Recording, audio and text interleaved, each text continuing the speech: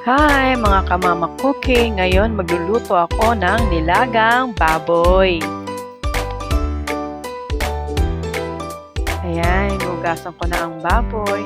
Siguro yan mahigit kalahati. Ano pala to? Part 2 ng liempo. Liempo to. Kasi gusto ko yung may taba-taba pag naglalaga ako ng baboy.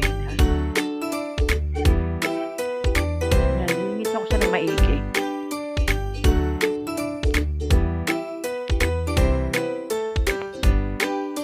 Ayan.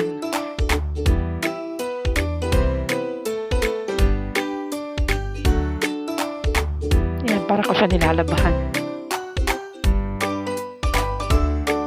Kasi may siya may mga putik-putik. Ayan, patatas.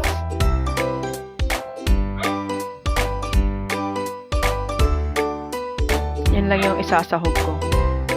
Kaya nagbabalat na ako ng patatas. Kung nakikita niyo pala may isang sibuyas lang. Isang sibuyas lang pala yung gagamitin ko. Hindi na rin ako nagbabawang pagka nilaga.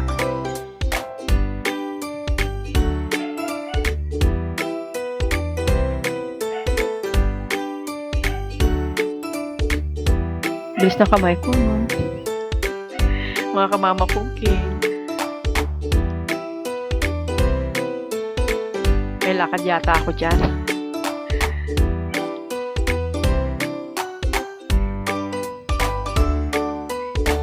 Ayan, linisan ko na.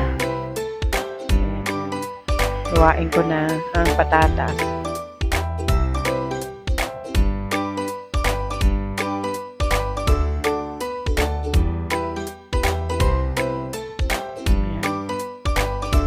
Binalatan ko na rin pala yung sibuyas.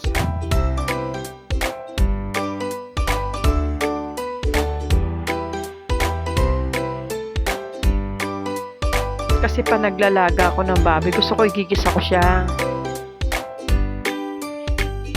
Yan, isang sibuyas lang po ang gamit ko. Ayan na yung petsa, inihiwa ko na yung dulo.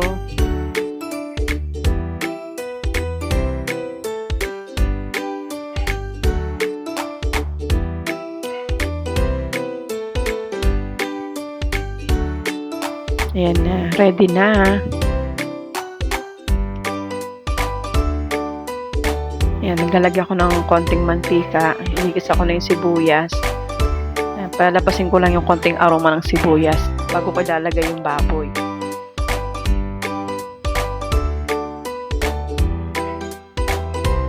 Nahirapan pa yata yung kamay ko yan, oh.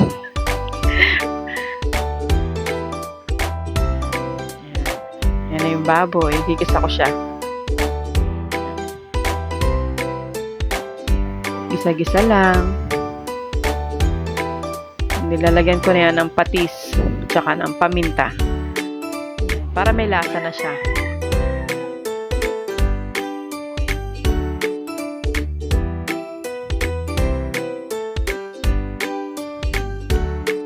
Yan, gisa-gisa.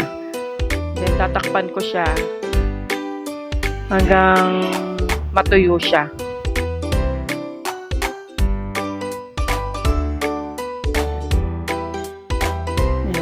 Yan na yung parang mamantika na siya. Wala na siyang tubig. Mantika na yun.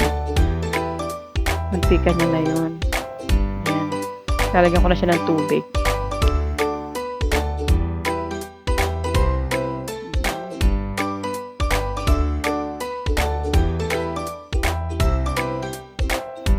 Dagdagan ko pa. Kunti lang yung tubig na ilagay ko.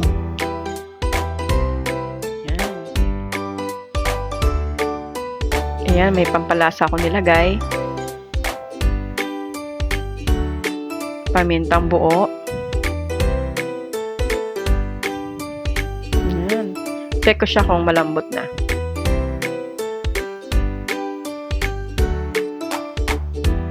Ayan, malambot-lambot na siya.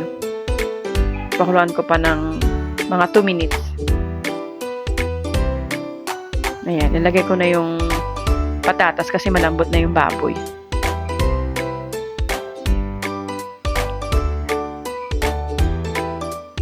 Ayan. And then pechay. Marami-raming pechay pala yan. Kasi gusto ko yung maraming gulay. Ayan na, luto na ang nilagang baboy ni Mama Cooking. Salamat po.